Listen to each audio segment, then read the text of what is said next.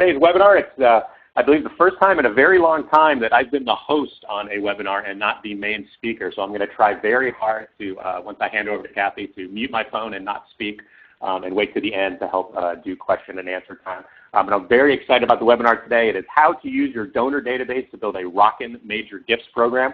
I'm very excited to bring that on. Before we get going, though, there are a couple quick announcements that I wanted to make. One is today's webinar is hosted by me, Rich Dietz from Nonprofit R&D, and we have a couple announcements we wanted to let you know about. If you don't know who we are, Nonprofit R&D is my firm. We help small, medium-sized nonprofits with their online presence, everything from email marketing to website development. Online fundraising is kind of our specialty. And we help and do a lot of teaching and training and webinars and workshops and all of that stuff. We got a couple cool announcements right now. Right now we have a giveaway going on for July. In fact, today is the day it launched. You guys are the first ones to find out about this. So you're going to want to jot down that URL and go check it out after the webinar. We're giving away some fabulous prizes, including a free registration into our upcoming website course. And you can see all that when you go over to the page. And we also have a webinar coming up next week as well. And you can go check that out at the URL there. nonprofitrd.com webinar. Our webinar next week is going to be the 5 key mistakes to avoid with your nonprofit's website and what to do instead. So I definitely would love for you to check those out if you have some time. I'll remind you of those at the very end as well. But let's get to the meat of the presentation today, and that is how to build a Rockin' donor database and all that good stuff. And I'm not going to do a long introduction of Kathie because I think it's always kind of stilted when somebody just reads someone's bio online. So I'll let Kathie do the full introduction. What I do want to say about Kathie is we've been talking now for a couple months now. It's probably been 4 or 5 months that we've been talking back and forth, and we've been kind of talking shop, talking nonprofits and technology and fundraising and all that stuff. And I have been very, very impressed with not only Kathie's knowledge of the space, her energy, but especially her passion for nonprofits.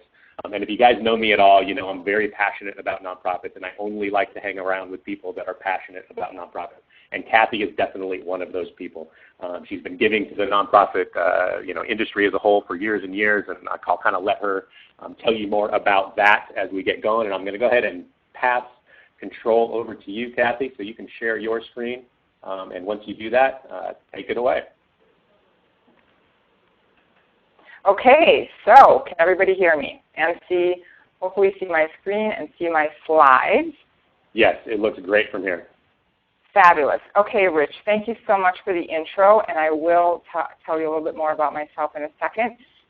And I'm so pleased that you're hosting this, and Rich's and my areas of expertise complement each other really well, so it is kind of a natural fit, and we have been talking, as Rich said, for the last several months and working on some things together, so this is really fun to be part of the webinar that he's hosting. And to those of you in our audience, thank you especially for taking this time. I know how busy you all are, and it really means a lot to me that you're taking the time to join us today. And I do know how busy you are because I've done your job, probably some form of your job. I have worked in the nonprofit sector for about 15 years.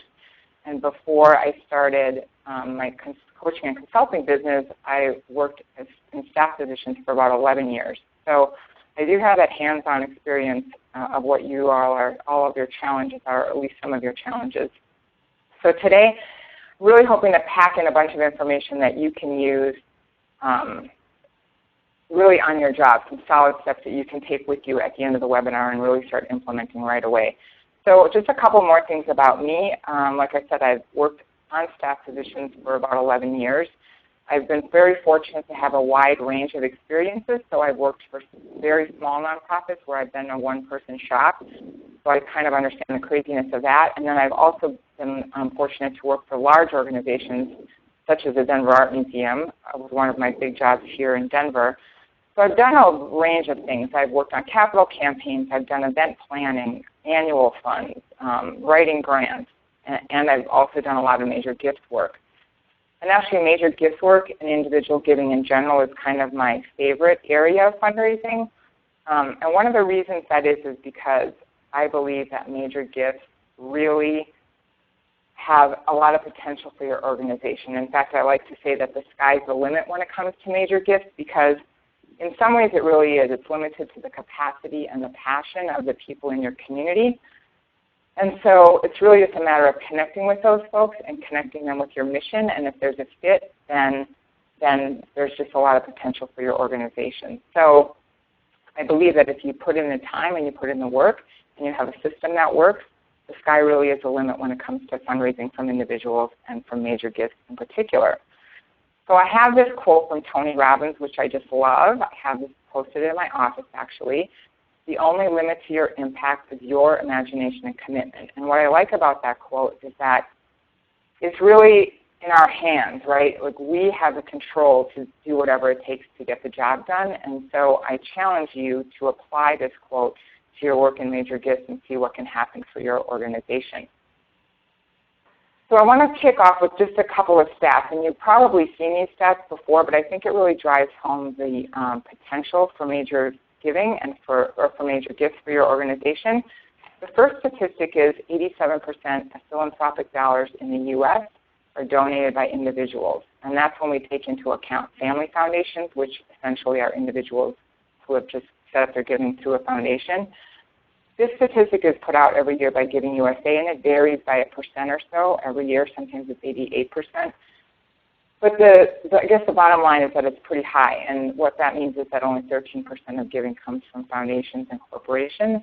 And I think sometimes when folks don't understand the fundraising world, they think that the majority of gifts come from corporations and foundations, when that's clearly not the case.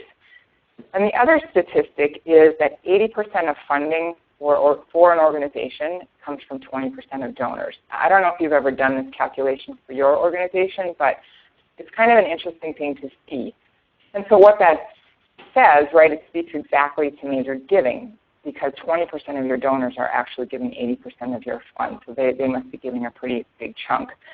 And it really turns out that I talk to a lot of nonprofits, and a lot of them say that it's really closer to 90-10. So meaning that 90% of your funding is coming from 10% of your donors. So the reason I say this is because I encourage you to spend your time and energy where you're going to have the biggest return on investment, right? We all are busy as fundraising professionals, and you have a million things going on, especially those one-person shops. And so you definitely want to be spending the time where you're going to be able to have the biggest return for your organization. So just as we're kind of going through the webinar, just keep that in mind and think about ways that you can be focused on those 10 to 20% of your donors that are going to be giving the majority of funding. So this next slide is just an overview of basically the 7-step process I'm going to go through today on the webinar. It's a process that I believe if you follow, it's going to help you to be able to raise major gifts, more money than you probably thought you could raise for your organization. So the great thing is that the steps are easy to learn, easy to follow, and they're repeatable. So if you do the work, you'll see the results. And my focus today, because this is an interest of all of yours, is to use your donor database to make this work even easier, more streamlined, and more efficient. So I'll just start out by just quickly recapping these 7 steps. So we're going to start out by assessing where you are. And that's just making sure you have the foundational pieces in place to be able to start major gift fundraising. 2, we're going to make a plan. Then we're going to prospect, but by that I mean we're going to create a prospect list for your organization. We're going to cultivate those prospects. You're going to prepare to make an ask. You're going to actually ask for a gift, and then thank and steward your donors. So we're going to jump right into this. But, okay, actually, we're not going to jump right in. First, I'm going to talk a little bit about what is a major gift. And you probably talked with other friends, colleagues at organizations, and realized that major gifts are different for different organizations. So I have this chart here to just kind of get our brains into thinking about what this might mean. So this just is a chart that shows total fundraising income or budget, and then versus giving per donor in a year. So taking a look at this lowest level, which is if your budget's under $1 million, a major gift for your organization might be $5,000 or above. The other end is organizations with total fundraising income of $10 million or more. And for them, a major gift might be $100,000 and above. So I can tell you from experience, my very first nonprofit job, I worked for Denver's Rape Crisis Center, and our budget was small. It was $1.3 million, and for us, $5,000 was definitely a major gift. In fact, we received a $10,000 check in the mail one day. I'll never forget this. And my executive director and I were literally jumping up and down with joy at receiving this gift because it was so huge for our organization. so from that job, that's when I went to work at the Denver Art Museum, and their budget is well over $10 million. So $5,000 gifts were pretty commonplace there, and they were still, don't get me wrong, they were still appreciated, but we didn't do any jumping up and down when we got a $5,000 gift. At the museum, it was definitely a $100,000 gift and up that would be considered a major gift. So this is just kind of, and so you might see your budget on here and you might think, yeah, that's right or that's not right, but a good way just to sort of figure out for yourself what a major gift is for your organization is to start with your database. And so what you want to do is you want to run a query, a report of all of your donors, say, for the past year. And you want to sort these from highest gift to lowest gift. And then really look at that list and look at those top gifts. And usually there'll be a number of gifts sort of at the top that kind of clump out a little bit. And they may be the top 10 gifts, 20 gifts, 30 gifts. But there's sort of a natural separation there. And so you want to see where that is. Now might be around 5,000, it might be 10,000, it might be 2,500, whatever it is for your organization. That's what your major gift is for your organization. And that's really what matters. It doesn't really matter what other people are doing. It matters what you're doing in your own shop. So now we're going to jump into those 7 steps. And we're going to start with step number 1, which is assess where you are. And so these are 5 things. I guess I could have broken this into 5 different steps, but I feel like they're all sort of related. They're all kind of those foundational elements that you need to have in place. And really, these are all important for any fundraising that you're doing, but they get super critical when you're getting into major gift fundraising. So we have a case for support, gift acceptance policy, donor tracking system, a process to acknowledge donors, and having the right people on board. And I'm going to actually go out of order a little bit. I'm going to start with the donor tracking system. In other words, a donor database. I hope that you're not still using a Rolodex. I was actually cracked up when I actually found an image for a Rolodex. And some of you might not even know what a Rolodex is, but I'm hoping that you're using a database or at the very least some spreadsheets and not necessarily keeping things on paper on your desk or in a filing cabinet. So a donor database is pretty critical for major gifts work because you'll be able to track donations, but there's so much more that you can track. You can store information about your donors, their interests in general, the programs they're most interested in, do they like events, all kinds of information like this. You can upload pledge forms. You can save email exchanges. You can log phone calls. All of these things can go into your donor database. Now, I think it's helpful to have everything in one place so that all of your development staff or anybody in your organization that's involved with development has access to the same information in real time. So as long as they're able to log into your system, you're going to all be on the same page in terms of donor relations with each donor that you're working with. And the other place this really helps is when someone on your fundraising team leaves the organization for another job, which we all know happens in our industry. And so you want all that information about your donors to stay with your organization where it belongs, not to go with the person who was working with that particular donor. Because the relationship is with the donor and the organization, and so that's where all that key information should stay. So if you haven't yet invested in a donor database, I encourage you to at least consider it because major gifts are too important to be trying to track things with paper and filing cabinets. Next, I'm going to talk a little bit about a case for support. So first of all, what is a case for support? A case for support really explains to your prospective donors why they should donate to you. Why are you so great? What is your mission? Why is your mission so critical to your community? Start out with a compelling big picture view, but support it with facts and statistics. And then I always encourage folks I'm working with to be careful with the facts and statistics because those can get a little dull. So you want to also sprinkle in some compelling stories. Stories about clients who have been impacted by your, that you've been able to help with your work. So you want to have an emotional pull for your prospects to really kind of grab into. And you also want to include your vision and how their giving is going to help you to reach this vision. So if you don't have a formal case for support, I suspect you have bits and pieces of it in your organization already, especially if you've been writing grant proposals, because grant proposals often ask you to sort of explain some of these things, your history, your impact, some statistics, things like this. And so you want to pull all it together and just put it into a formal case for support. Get that thing drafted, edited, and ready to go. It's going to help you in the long run, having everything all in one place. Next is a gift acceptance policy.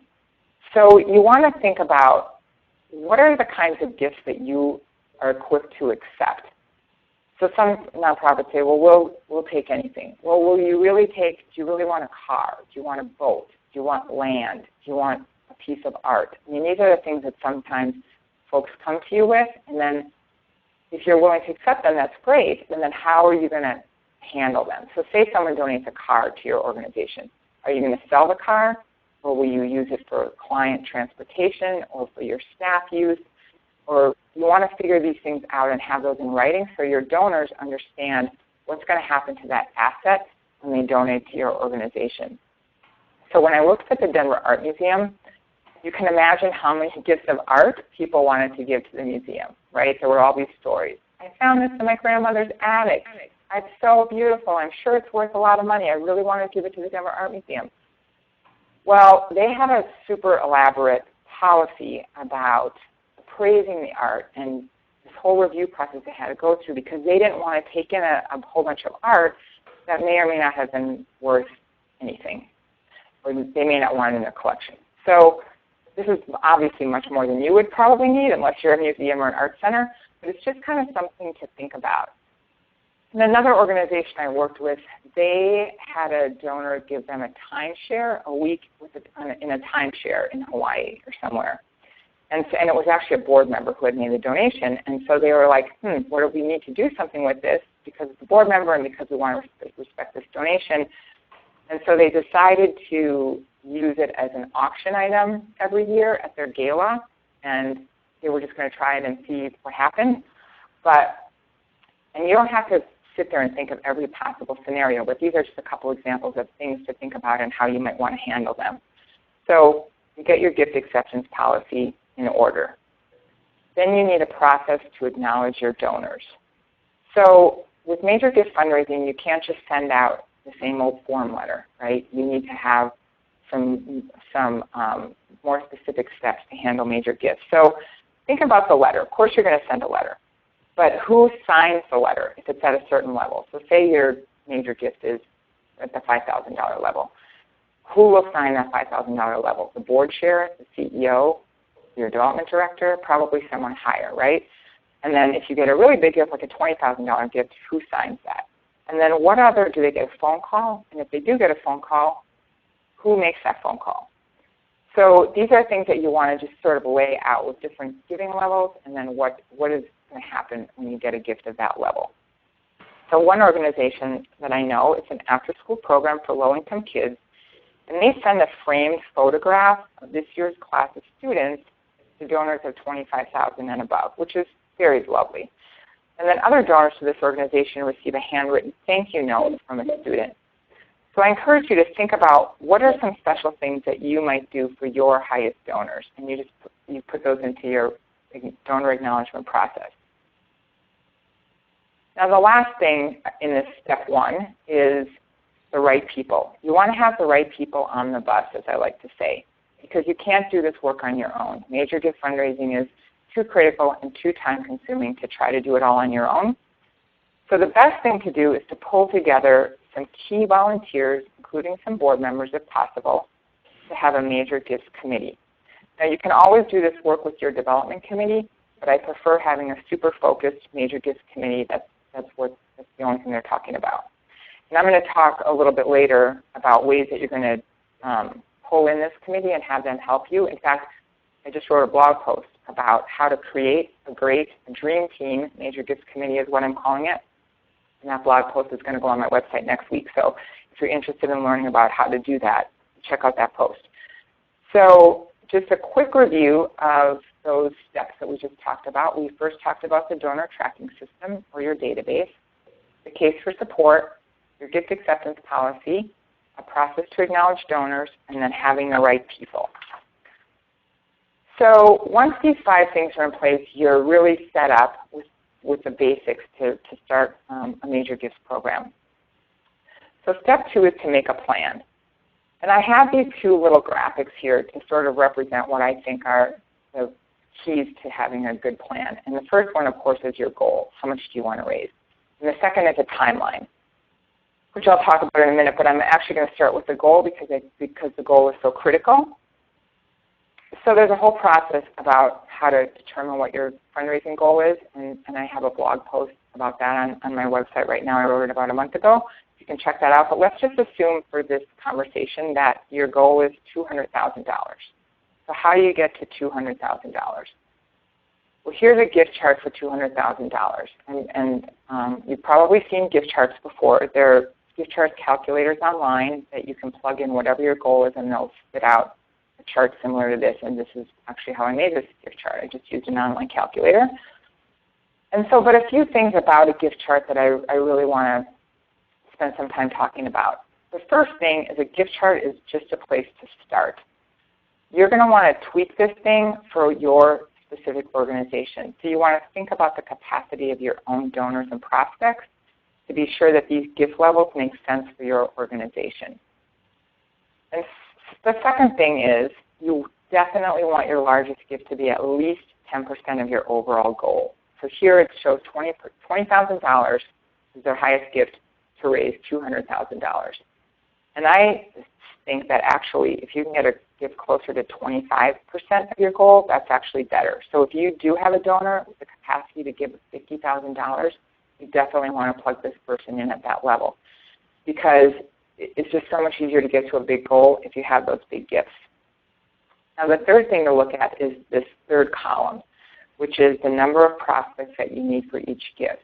You need more prospects than gifts, right? Because not everybody that you ask is going to say yes.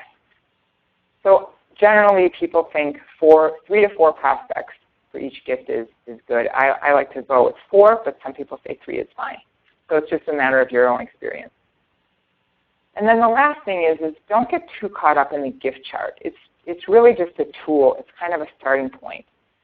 So I think I can safely say that giving campaigns never fit perfectly into this little gift chart like this. You're never going to just get the one gift to $20,000, the one gift to $15,000. It just doesn't really work that way in the real world. It's just a tool to start thinking about where you're going to plug your prospects in and how you're really going to build that campaign for $200,000. So you can tweak this thing as you go along. And here's a question that I've gotten in the past. Do you really need these big gifts? Can I just raise $200,000 with smaller gifts? Because it's so much easier to get smaller gifts, right? So that makes sense. It's much easier to get a $100 gift than it would be to get a $20,000 gift. Well, I can tell you that I learned this lesson firsthand at my very first fundraising job at the Denver Rape Crisis Center, like I mentioned before. So I was planning our annual fundraising luncheon.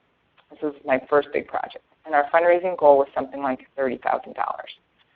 So I said to my boss, the executive director, well, this is going to be easy, right? We'll just sell a bunch of tickets to the luncheon. I'll write the best solicitation letter ever, and lots of people will want to attend our luncheon. Well, my executive director was very kind, and she did not laugh at me. She said, well, we should really get those sponsorship packets pulled together and get those sent out. Because what she knew is that at a $50 ticket price, I would need to sell 600 tickets to raise $30,000, which meant if I need 4 prospects for every gift, I was going to have to send 2,400 letters asking someone to buy a $50 ticket. And for those of you who have done fundraising like this, generally you have to make a whole bunch of follow-up calls, and so this is going to be pretty time intensive, right? So as it turns out, we did raise the $30,000, but it came from $300 in ticket sales, which is generally how many tickets were sold to that luncheon, and $15,000 in sponsorships.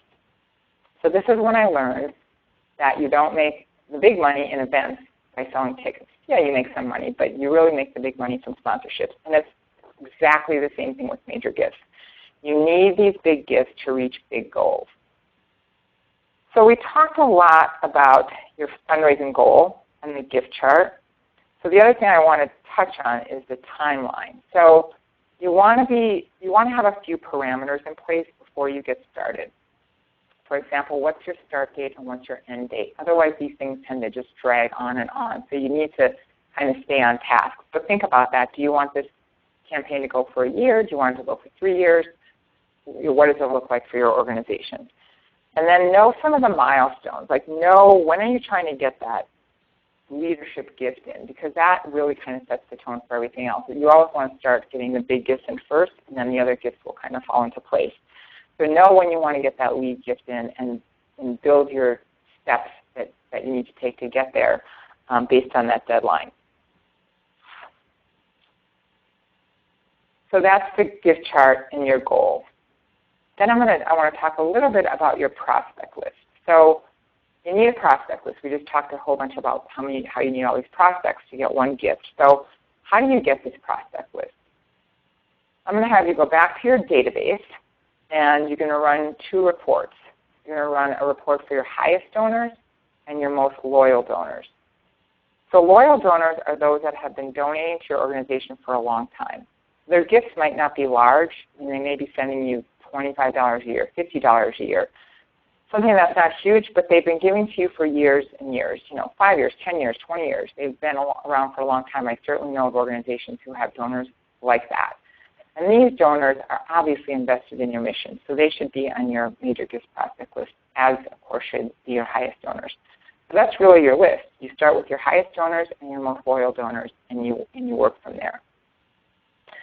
I'm going to talk a little bit about qualifying prospects, because we talked early on about, I understand how busy you are, and we talked about the 80-20 rule and the fact that you want to be spending the majority of your time with the donors who are going to have the biggest impact for your organization. So you want to know who those donors are, right? You want to be spending your time and energy with the donors that are going to make the most sense for your organization.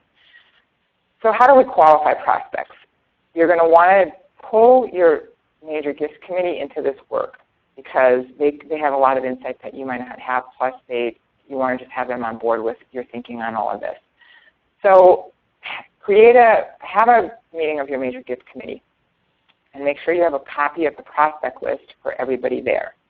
And then on this copy of the prospect list, you want to have 3 columns.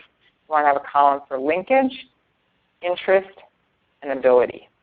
And you may have heard of this, LIA, right? Linkage, interest, and ability. So these are 3 qualities that are super important to have in a major donor prospect. So as a group, you and your major gifts committee are going to be rating each person on your prospect list for these 3 qualities. So you can use a scale of 0 to 5, where 0 is no connection, and 5 is the best connection. And you can use 0 to 10, whatever you want to use. It doesn't really matter, but just be consistent. And so you're going to start with linkage. And linkage is an indication of your organization's relationship at this moment in time with this prospect or donor. So for example, you have prospect A. Let's call him Bob.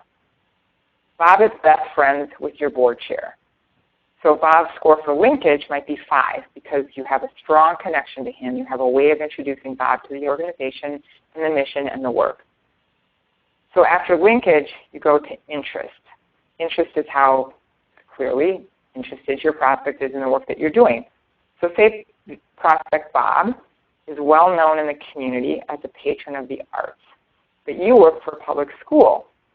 If Bob doesn't generally support education causes, it may not matter how good of friends Bob is with your board chair if Bob is not going to donate to education causes. So for interest, you might put a score of 0 or 1.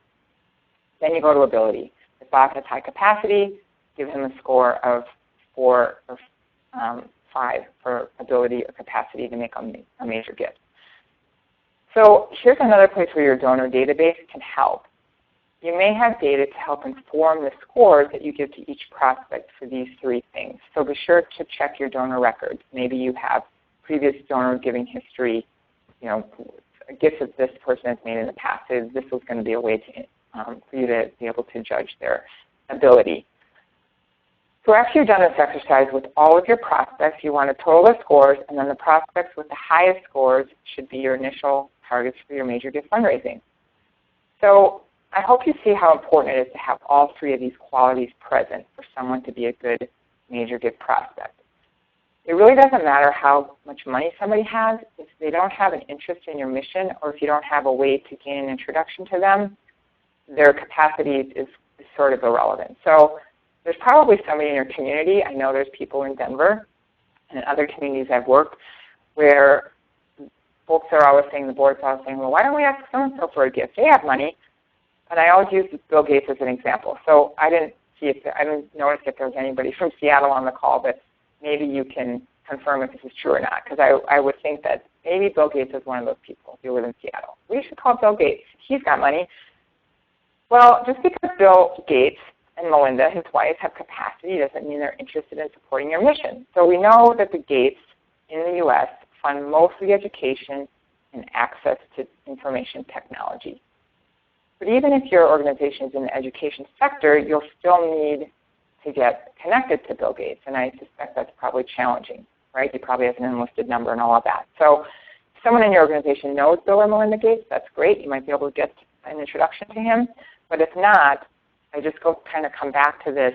It's important to have all three qualifiers for your major gift prospects. You want linkage, interest, and ability.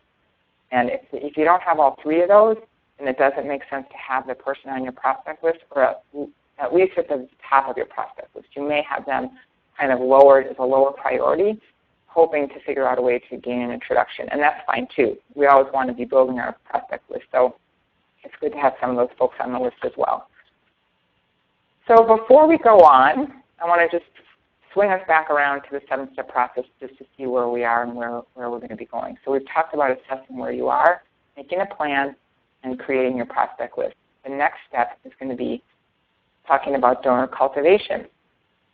So cultivation is essentially building a relationship with your prospects and helping them to learn about your work and mission and all the great work that you're doing.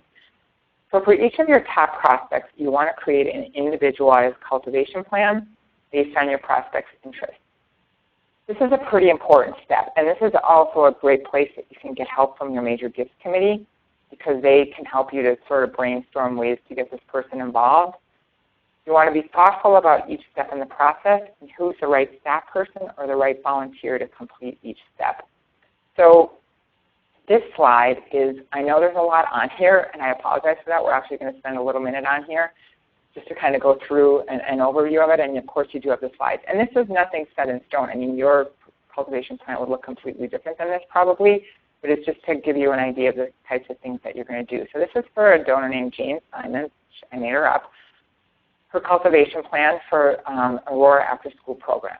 So I have a few columns here, and note that the last column is notes in the database. And these are the kinds of things you should be tracking. You really, as much as possible, should be tracking everything you can track about a donor. What are they interested in? When was the last time you had coffee with them or talked to them on the phone? What did you talk about? Those types of things. So, for example, for Jane, we're doing a coffee meeting with her. Just here are some, I like to also have goals and agenda for the meetings or whatever the touch point is. So we're going to ask Jane questions about her interests, other organizations that she supports. Ask her if she's interested in visiting your facility. And then whatever you learn, put that into your database. Then the next step I have is a thank you email. I always like to do thank you emails the same day if possible, and the next day if it's not possible. So just to thank and keep your organization at the top of Jane's list. Thank her for coffee and schedule a tour for this in this particular case. Then you can save that email transfer to your database. Schedule a tour. You ask. Make sure you're continuing to ask questions. Have students there. Have program directors there. Whatever makes sense. And then in the database, we find out that Jane is interested in the math program, so we want to put that in there and any other information that we learn about Jane. So we keep going. We have phone calls, lunch meeting. Oh, this lunch meeting, asking Jane's advice about promotional materials for the after-school program. So this is a great reason to have a meeting with the donors to ask for advice. Folks love giving advice, and so it's a really easy, non-threatening way to have a conversation And if it's not lunch, if they don't have time, it can be 30 minutes at their office. You want to make it as easy as possible for your prospects. So we get all the way to the ask, and I'm going to talk later in more detail about the ask. But I guess a couple points. Make sure you're knowing as much as you can in the database. And then fundraisers often ask me, how long should we cultivate a donor before we ask for a gift? Which is a great question, but there's not a great solid answer because it really depends on a lot of things. It depends on, in part, how much you're asking for. Because in general, you would cultivate someone longer for a bigger gift, right? Like, again, nothing set in stone, but that's just kind of a general feeling. And some donors don't even like to be cultivated. Some sophisticated donors that I've worked with, they don't have time for coffee meetings. They don't have time for chit-chat. They know that they like your organization. They want to make an impact, and they're ready for an ask whenever you're ready to make the ask. So hopefully these are things you're going to learn in your initial meetings with people. So this particular example shows 4.5 months, right, from February to the middle of June. Like I said, it might be longer. One of the organizations that I've worked with was a charter school network in Denver. And they were introduced to a person with significant capacity and eventually asked this person for a $7 million gift. But it took over 2 years to get to that point. From the first meeting to the time that we asked for the $7 million was over 2 years. And actually, after we asked verbally, then the donor had a lot of questions about how the money was going to be used, and then we prepared a written proposal that took us a few weeks to prepare, and then that was submitted as well. So the bottom line is that major gifts take time. You want to make sure that you're investing the time that you need, especially to ask for a 7-figure gift. That would probably be a significant amount of time. So just make sure that you're investing the time that you need, and a lot of times the donor will give you signals if they're ready to for an ask or not ready.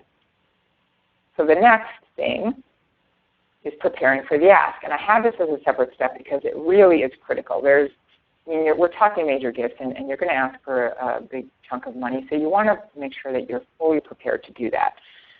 So there's a few little sub-things under this preparing for the ask. And the first thing is you want to be sure that your donor understands why you're meeting, right? The worst thing you can do, well, there may be other things that are worse, but you don't want to set your donor or prospect up with an expectation of, say, asking them for their advice when in fact you're going to ask them for a gift, because that is a sure way to get your meeting off on the wrong foot. So be sure that when you set up the meeting that you're clear. So going back to Jane Simons, if I call Jane, I want to make sure that she understands that we're meeting to talk about her support of the after-school program. It's as simple as that. Just make sure that the donor understands. Second, think about who's going to be at this ask meeting. Is it going to be you with your CEO? Or if you're the CEO, are you going to bring a board member? Is it going to be maybe in this case with Jane, would we maybe bring the director of the math program? Figure out who has the best connection to your prospect. And another thing to think about is who would the prospect have the hardest time saying no to, right? So this is another thing to think about, and that person should definitely be part of the visit.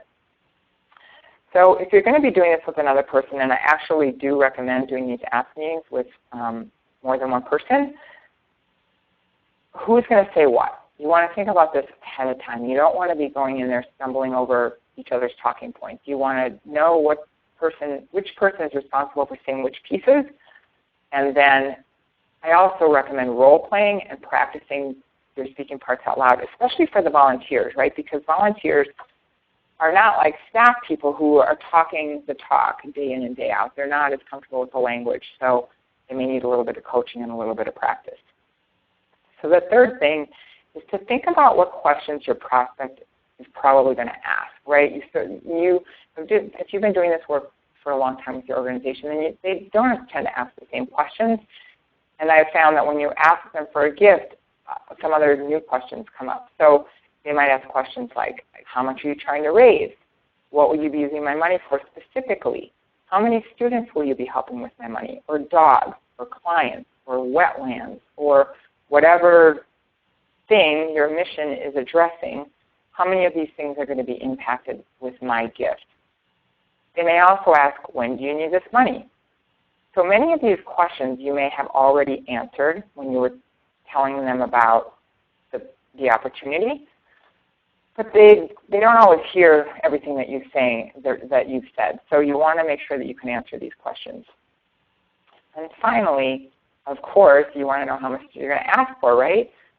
So to figure this out, I always start with the donor database. So just review this donor's giving history. And possibly this is a new donor and you don't have that history, and that's fine. There are other ways to figure this out. But if they are a past donor, at least look at what they've given before. So say they've given $2,500 in the past. Then you might consider asking for $5,000. But I always also recommend doing some outside research. So see what this donor is giving to other organizations. So say we're talking about Jane Simons again. If Jane is giving $10,000 or even $20,000 to another organization, then instead of asking Jane for $5,000, I might consider asking her for $10,000. Here's another place you can plug in your major gifts committee for a couple of reasons. First of all, it's great to have a bunch of brains on this, right? They may have seen Jane Simons at a live auction last week and she bought a $30,000 item or whatever. But they're out in the community as well, and they might know the capacity of some of these folks. The other reason you want to involve your major gifts committee is you don't want to be making these decisions on your own, right? Because what if you decide to ask for $5,000 and then the committee says, well, why didn't you ask for $10,000? I know Jane can give $10,000. You all want to be part of that conversation so that you're covering all the bases, you're getting as much information as possible, and you're making sure that it's not going to come back in the end and you're not going to have questions about why you made that particular ask. So that's preparing for the meeting. The next is actually asking for a gift, right? So this is it. This is what you've been really working and planning for. And so fundraisers new to major gifts, and believe me, I was in this place. I was super nervous about it and didn't know what to say and just felt really nervous. How do you ask for this big chunk of money? And so my first bit of advice is really just to relax, because this is just a conversation. And you've had conversations with this person already. In a perfect world, you know this prospect pretty well at this point. You've had several meetings and all of that. So it's just a conversation. If you've done the cultivation right, your prospect is pretty much ready to go. You've told them that you're meeting to talk about making a gift, so you're not going to be catching them off guard. Jane, again, let's talk about Jane. She's expecting me to ask for a gift, and she's ready for me to ask for a gift. And the great thing about asking for major gift support, or any fundraising in general, you all know this, is that you're presenting your prospect with an opportunity to make an impact in this world. In Jane's case, Jane wants more kids to access the after-school program, especially the math program that she loves. So major gifts are very fulfilling for donors. They're making an impact on a program that they care about. It's super joyful. So your job is to help facilitate that, and it's to be able to ask a donor to make an impact on something that they really care about and helping them to feel the joy of a giver. So it's really magical, I think. So I am going to get a little bit more into specifics about the ask conversation, because I do know that this is an area that can be pretty scary when you're first starting out with major gifts. So you want to start out with some small talk and just kind of warm up, just like if you were having coffee with a friend or a colleague. Just some, how are you doing? How are your kids, your grandkids, whatever makes sense. You know this person. You know if they garden or if they golf. So just some warm-up kinds of questions. Then you want to thank your donor. Or if it's a prospect, thank your prospect. So either thank them for past support or thank them for their interest in your organization. Next is the opportunity. So here's where, if it's a two-person ask meeting, one person will probably talk about the opportunity and the second person can do the ask. That's generally how you would break it up. So the opportunity is you're explaining how gifts like theirs are going to help have helped your organization in the past. You can share a story or two about someone who benefited from your services. This is really kind of an emotional pull piece. Also share this year's goals or the goals of the campaign, how the gifts are going to help move these things forward. And I have involved your prospect as a whole separate step because I don't want anyone to lose sight of that. I find that, and I was probably guilty of this myself early on, is that you're so excited about your mission and your organization that you kind of do all the talking and you don't let your prospects talk. So you want to be sure you're involving your prospects by either asking them some open-ended questions, such as, what are your thoughts about the plans moving forward? Or just make some space for them to ask questions, and then you can answer those questions. But you definitely want to involve your prospect, engage them in the conversation. So after you've explained the opportunity, you're going to want to actually do the ask. So like I said before, if you've explained the opportunity, then your co-visit, your person doing this visit with you, will probably do the ask. So we talked about the ask amount. I don't recommend asking for a range because, so say I don't recommend asking for say $5,000 to $10,000 because the prospect will really inevitably go for the smaller amount. So if you want $10,000 and you believe your prospect has the capacity to give $10,000, then I would definitely just go right out and ask for $10,000. Now the next step is after you've asked, it's really important not to say anything else. So I have that as a separate step because sometimes askers get nervous, right? You're thinking, oh my goodness, I just asked this person for $50,000. Maybe I need to say something more. Maybe I didn't explain it well enough. The silence is super uncomfortable. Maybe I should say something else. And I strongly, strongly recommend that you do not say anything else. Because what's happening is your prospect is thinking about what you just asked them. If you start talking again, then they're going to lose their train of thought. Plus, I think it makes you look unsure. You want to appear confident and comfortable asking this person to support the work and mission that you both care so much about. And you've done your homework. You know that this person is, well, you suspect that this person is ready to make a gift, and you've done your homework on what is the level that makes sense for this person. And so just be confident and don't worry about jumping in and trying to say anything else. So you just let the ask sink in, and then you wait for a reply. So if the donor says yes, well, that's fantastic. Then you say, great, thank you so much.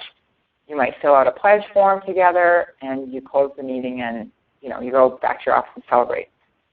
If the donor hedges and says something like, I need to check with my financial planner, or I need to check with my husband or my wife or somebody else, then you say, I completely understand. May I call you next week to follow up? You definitely want to get the follow-up step nailed down with this person before you close the meeting. So just talk about that. Talk about what makes sense, when would be a good time to either stop by their office or call them to get that nailed down.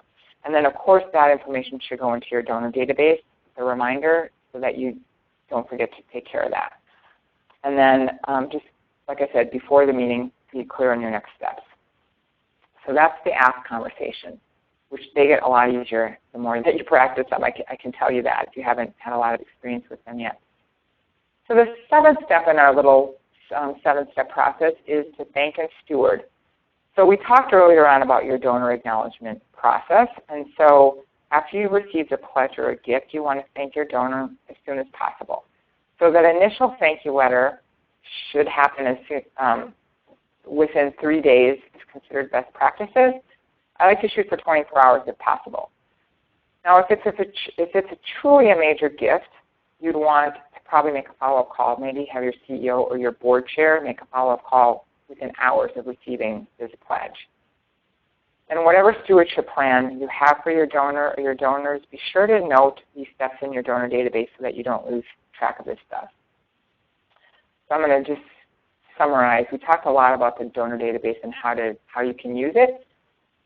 So first, figuring out what a major gift is for your organization. Then you can use it to identify your prospects. You can use it to qualify prospects. You're going to track all of your cultivation touch points. So coffee with Jane Simons, facility visit with Jane Simons, whatever those things are. You're going to determine, you can possibly use it to help determine your ask amount if this person's already in your database. And then you're going to track your asks. You're going to track pledges, donations, programs, specific programs supported, all of the donor's interest information. and then you want to track thank you, stewardship, next steps, all of that. So there's a lot of places that your donor database can plug in. One more look at this, and I'm not going to go through the whole thing again, but the point I want to make here is that this is a system that's repeatable. So once you've done these steps, then you just kind of keep going back to step one. So for example, you thanked and stewarded donors, and then you go back to step one and you really look at all those things again. Your case for support is a great example. Does it really make sense for where we are now as an organization? Do I need to tweak it? Do I need to update it? Are there new statistics? Can it be freshened up a little bit? Same for your acknowledgement letters. Those, you don't want those to get stale. So, you know, quarterly would be ideal, but I know that can be a lot when you're trying to do a million other things. So, you know, say this whole process takes 6 months or a year, you definitely want to be looking at all these things regularly and making sure you're keeping everything fresh. Then you look again at your plan. Does your plan still make sense? Does it need to be tweaked? Your prospect list should always be, you know, tweaked, added to, etc. So the whole point is that these things are repeatable. Once you have them in place, you just keep kind of going through the cycle and raising more major gifts. So the last slide is my gift to you. And I noticed actually, I think it might have been Lucy who already jumped on and subscribed to this before we even started today. So thank you for that. And you can go to my website, arroyofundraising.com/gift. And you just fill in your email address, and then there's a guide that gets sent to you immediately, Conquer Your Fear of Asking for Money. And I encourage you to do that if you're interested in staying connected and learning more. And so I want to, of course, thank Rich for hosting and thank all of you again for being here. It really means a lot, and I really enjoyed this. And we are going to do Q&A, which is going to help facilitate that. And thank you all for being here. Excellent. Thank you very much, Kathie. That was awesome. I'm going to head and grab control back and go ahead and share my screen again. I got a Q&A slide up there. Let me know if you can see that when it comes through, Kathie. I can see it, yes. Okay, excellent. So it's got both our contact information on there. It's also got all the URLs that we mentioned. You can download the slides. You can download Kathie's free gift. You can go check out the nonprofit R&D giveaway there. And I really want to jump right into the Q&A. We had some great questions come in live on the chat, so I want you to answer those first. Then we also had some questions come in as part of the registrations, so we'll go with those. And then I know we have some other questions that people have submitted before, and so we'll see how many of those that we can get to as well. And I totally understand if people need to leave right at 1 o'clock because they have another meeting, they can do that. We will be recording, so even if the questions go a little long, we'll be recording it, so you can always come back and check those later. So the first question that came in was, where do you find these donors, especially if you're a smaller organization? You know, what's the biggest bang for the buck? Do you do charity balls, festival tables? Do you just call people? Like, how do you build that initial major donor giving database?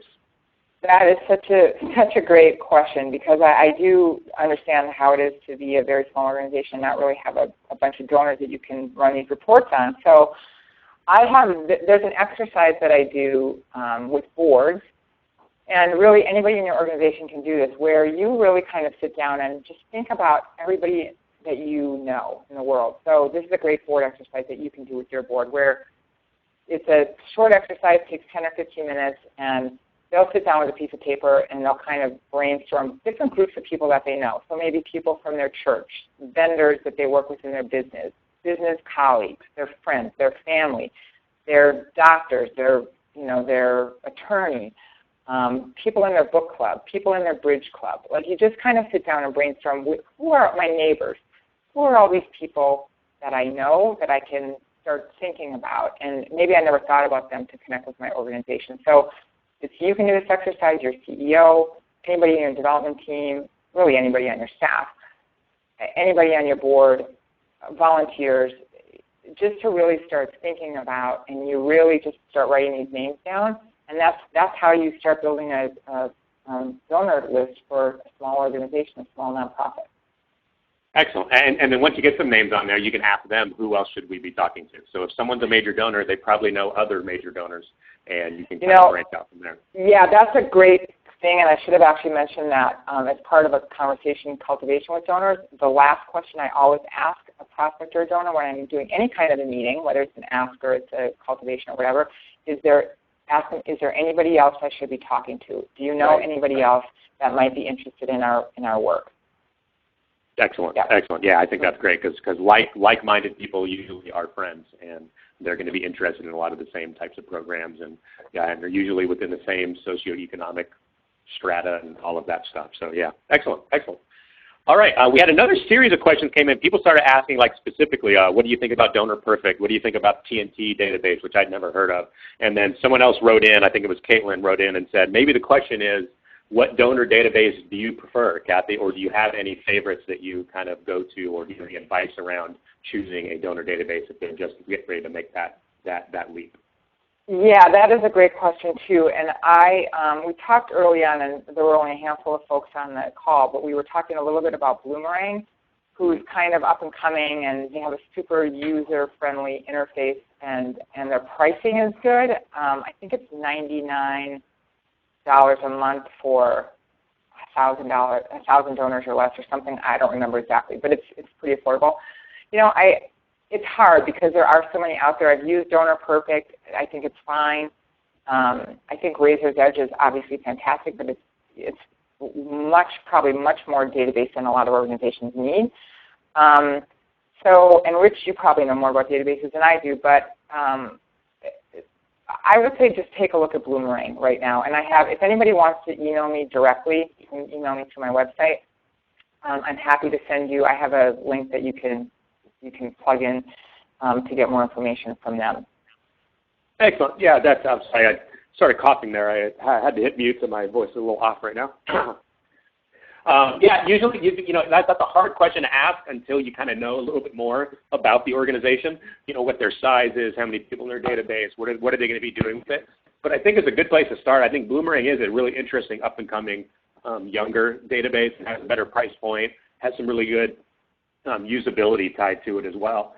And beyond that, I like to start with asking my clients that I work with, does anyone in your organization have experience with a particular database already?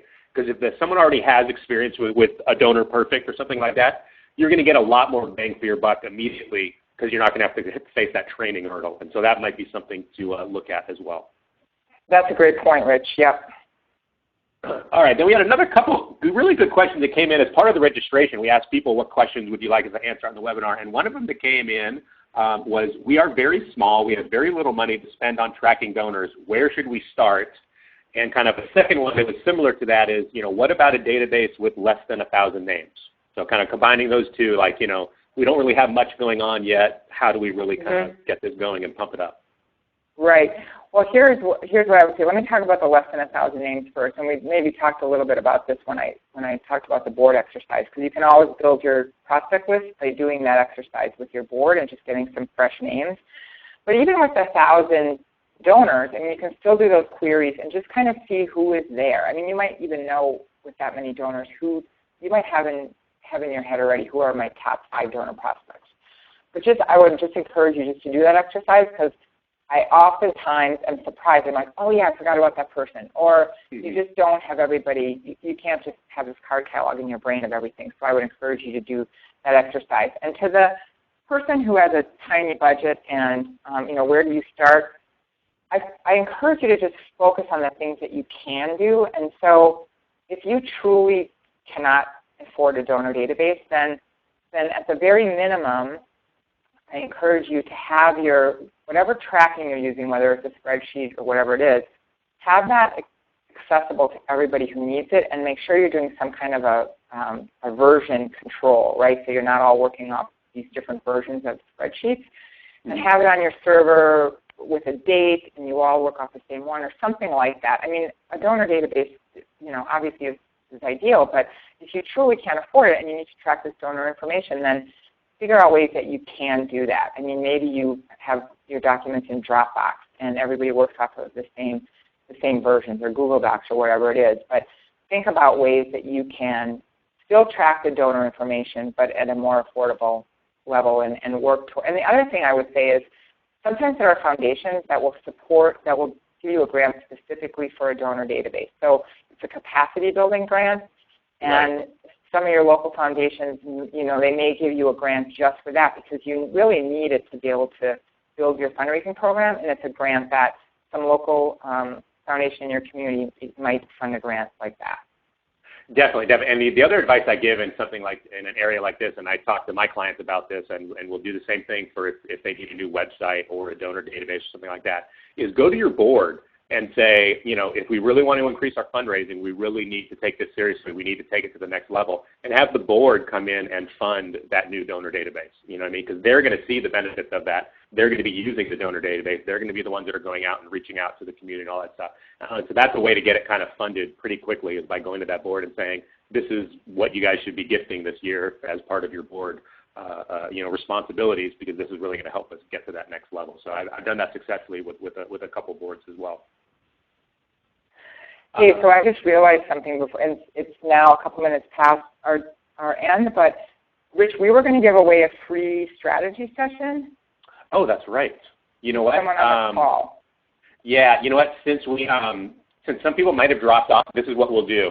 I will download the report of everybody who attended the session, and then we'll draw a name randomly from that list. I don't want someone that just dropped off at 1 o'clock to miss out. So we'll run a report of everyone who attended, because my reporting tells me who showed up and who didn't. So it'll only be people who showed up. And then we will draw a random name, and then I'll let you just email them directly. That sounds perfect. So somebody will win that strategy session. Thank you for reminding me. That's really good. Somebody will win that. Chicken. Okay. And that, one other quick question came in. How do you approach your board for leadership gifts? And I guess it's kind of, you talked about it a little bit already, but do you have any specific suggestions there on how to really ask the board? Yeah, I think so here's what I found with boards is that you really do need to have sort of that one-on-one meeting with a board member, just like, or one-on-two meeting if you're going to do it with somebody else. Because if you do it in a board meeting, just a general ask, everybody thinks you're talking to somebody else. And so they don't take responsibility for that. And so you would treat them like any other major donors, where you would have a meeting with them at their home or their office, or and in a perfect world, your board chair would, so say if you and your board chair are going to do all of these meetings, and your board chair, it's really their responsibility to ask for gifts. And so that is, I know it doesn't always work out that way, but that's kind of what you're shooting for. But I strongly encourage you to do the one-on-one meetings with your board instead of trying to just do it as a mass ask, because I found that the mass asks just don't work. They just don't, they kind of ignore you. So yeah, definitely. That would be my advice. Yeah, that is excellent advice. I think that's really good. Yeah, treating them just like you would any other major donor. In fact, even more so, because they've at least shown they have an affinity for the organization since they're on the board. So, exactly. I mean, yeah, I think sometimes we take them for granted, and they really should be treated probably more special than anybody else. Yeah, definitely. Okay, excellent. I think that's all the questions that came in on the chat and came in there. If you come up with any other questions, if you think of something as soon as we get off the line, feel free to email myself or Kathie. You can get all her contact information on her website. We have some of her social media contacts on there. Please, follow up. Kathie will also be following up after this with the recording of the webinar, and you can ask her any other questions at that time. We had some great comments coming in. Kathie, just so you know, if you're seeing those in there, people are saying thanks, valuable information. I can't wait to get back to the office and use this. So just great stuff. Awesome. I'm going to go ahead and stop the recording now.